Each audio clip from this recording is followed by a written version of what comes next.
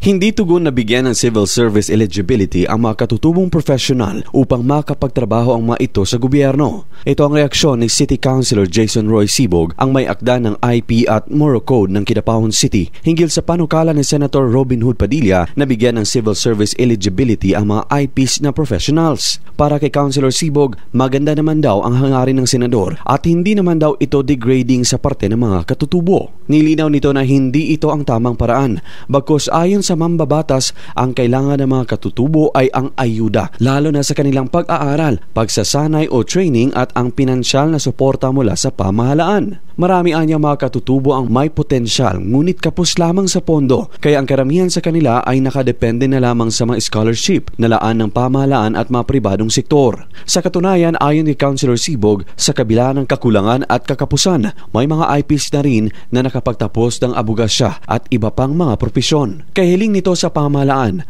pondo, edukasyon, trainings at prioridad sa trabaho para sa mga katutubo ang solusyon at hindi ang mandatory CS eligibility para sa mga ito. Kapag naipatupad daw kasi ang mga nabanggit, ay madali na lang para sa mga katutubo saan mang panig sa Pilipinas na ipasa ang civil service exams dahil sa kaalaman na kanilang natamasa at kaloob ng pamahalaan. Luigi Alan Tutor, NDBC, Bida Balita.